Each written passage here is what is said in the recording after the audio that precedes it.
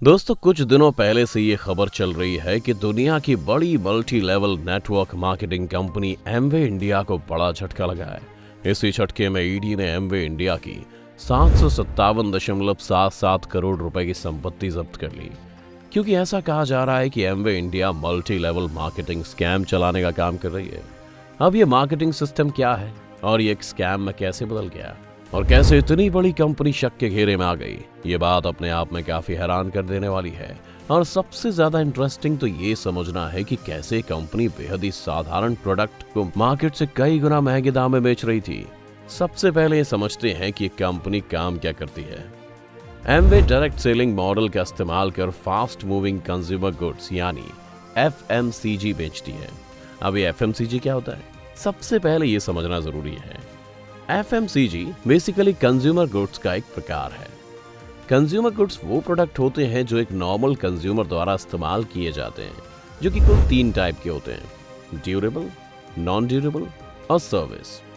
टिकाऊ उत्पादों यानी ड्यूरेबल गुड्स की शेल्फ लाइफ 3 साल या इससे अधिक हो सकती है, जैसे ऑटोमोबाइल, फर्नीचर और मोबाइल। वहीं नॉन ड्यूरेबल गुड्स की शेल्फ लाइफ 1 साल से कम होती है, जैसे खाना, कपड़े और जूते। एमवे एफएमसीजी यानी फास्ट मूविंग कंज्यूमर गुड्स का सबसे बड़ा सेगमेंट है। ये नॉन ड्यूरेबल कैटेगरी में आता है क्योंकि इसकी शेल्फ लाइफ बहुत कम होती है और ये प्रोडक्ट बहुत जल्दी खराब हो जाते हैं। साथ ही ग्राहकों के बीच इनकी मांग अधिक रहती है, जैसे मीट, डेयरी प्रोडक्ट्स, बेक किए गए प्रोडक्ट्स। ये प्रोडक्ट ज्यादातर खरीदे जाते हैं और तेजी से इस्तेमाल भी किए जाते हैं। इनके दाम कम होते हैं पर ये बिकते बड़ी मात्रा में। लेकिन अगर बात एमवे की करें तो यही सबसे बड़ा घोटाला था, क्योंकि ये इन्हीं एफएमसीजी को बहुत महंगे दामों में बेचते थे, जो कि मार्केट में काफी कम दाम में अवेलेबल थे। इनके उलट स्लो मूविंग कंज्यूमर गुड्स वो होते हैं जिनकी शेल्फ लाइफ लंबी होती है, यानी कि जो ज्यादा समय तक चलते हैं और काफी समय बाद भी खरीदे जा सकते हैं, जैसे फर्नीचर, इलेक्ट्रॉनिक अप्लायंस इत्यादि। आइए अब आपको बताते हैं कि कंपनी का पिरामिड मॉडल क्या है, जिसे भारत में मान्यता नहीं है। इस मॉडल के तहत ग्राहकों को ही अपनी कंपनी का एजेंट बनाया जाता है, जो दूसरे लोगों को सीधे तौर पर प्रोडक्ट बेचते हैं। एजेंट के बाद ग्राहक बनने वाले इन लोगों को सीधे तौर पर कमीशन नहीं मिलता। ये ऐसा व्यापार मॉडल है जिसमें सीधे सामान बेचने के बजाय लोगों को इस वादे पर शामिल किया जाता है कि अगर वो अपनी तरह और सदस्य बनाएंगे तो उन्हें कमीशन दिया जाएगा। उन्हें सेल्स के जरिए दूसरे लोगों को शामिल करना होता है। इसके अलावा अगर आप एमवे के मेंबर बन जाते हैं तो कंपनी बोनस और रिवॉर्ड्स देने के लिए पॉइंट सिस्टम रखती है। इसी के तहत आपको पैसे कमाने होते हैं। अब यहाँ ये भी समझना जरूरी है कि एमवे के इस मॉडल में दिक्कत क्या है। ईडी द्वारा की गई मनी लॉन्ड्रिंग जांच में खुलासा हुआ कि Amway direct selling multi level marketing network की आड़ में पिरामिड फ्रॉड चला रहा है। ये देखा गया है कि खुले बाजार में मौजूद बेहतरीन कंपनियों के फेमस प्रोडक्ट्स की तुलना में एमवे कंपनी की ओर से पेश किए जाने वाले अधिकांश प्रोडक्ट की कीमत बहुत ज्यादा है। एक्चुअल जानकारी जाने बिना आम आदमी कंपनी के सदस्यों के रूप में शामिल होने और महंगे दामों में उनके प्रोडक्ट्स खरीदने के लिए मोटिवेट हो जाते हैं और इस तरह वो अपनी मेहनत की कमाई खो देते हैं। पता ये भी चला है कि नए मेंबर्स प्रोडक्ट को इस्तेमाल करने के लिए नहीं खरीद रहे हैं, बल्कि एमवे के मेंबर बनकर अमीर बनने की चाहत में खरीद रहे हैं, जिसका सपना उन्हें पुराने मेंबर्स दिखाते हैं। हकीकत यह है कि पुराने मेंबर्स को मिले कमीशन के कारण ही एमवे के प्रोडक्ट्स की कीमतों में बढ़ोतरी में बहुत बड़ा योगदान देता है।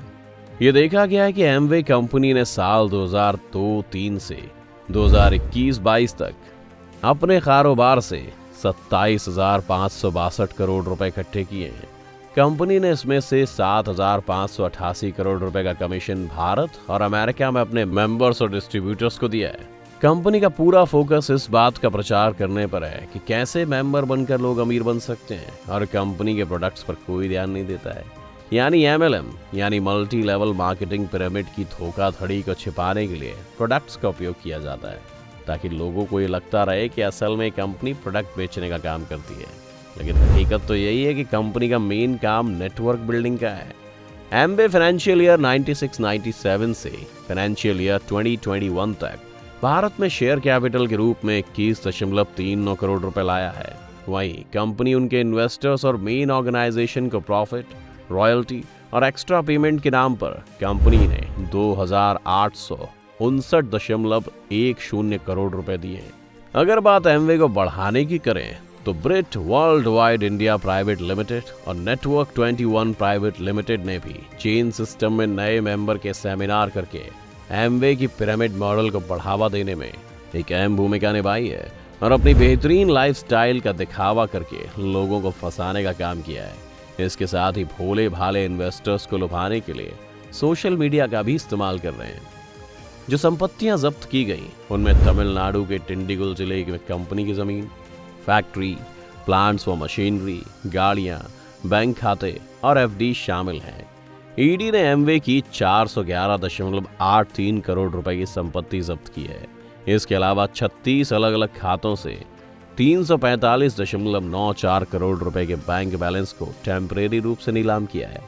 ईडी द्वारा की गई कार्यवाही पर एमवे की ओर से जारी किए गए बयान में कहा गया कि अधिकारियों की कार्यवाही 2011 की जांच के संबंध में है और तब से हम ईडी के साथ सहयोग कर रहे हैं।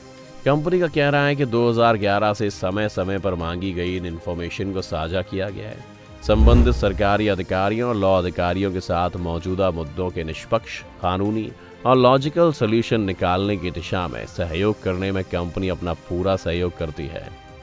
खैर, ये तो हर वो इंसान कहता है जो सरकारी दाव पेच में फंस जाता है।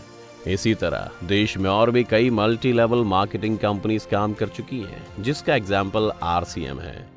दोस्तों, आज अगर बात करें एमवे की शुरुआत की तो इस कंपनी को 1959 में जे वैन एंडल और रिचर्ड डिवॉस ने शुरू किया था, जो कि एक साथ न्यूट्रलाइट कंपनी में काम किया करते थे।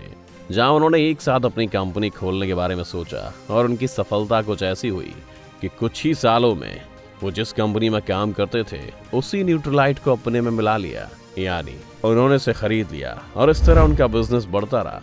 दोस्तों, क्या आपको भी ऐसे ही किसी मल्टी लेवल मार्केटिंग कंपनी का मेंबर बनने का लालच दिया गया है? अपना एक्सपीरियंस हमारे साथ कमेंट में आप साझा कर सकते हैं। अगर आज की वीडियो आपको पसंद आई हो तो इसे लाइक करने के साथ साथ अपने दोस्तों और रिश्तेदारों के साथ शेयर जरूर कर दें। अगर आप ये वीडियो यूट्यूब पर देख रहे हैं तो चैनल को सब्सक्राइब करके बेल आइकन दबा दें। अगर फेसबुक पर आप ये वीडियो देख रहे हैं तो फेसबुक पेज को जल्दी से लाइक करें। फिलहाल के लिए इतना ही। अभी के लिए दीजिए हमें इजाजत। आपसे मुलाकात होगी अगले वीडियो में। शुक्रिया।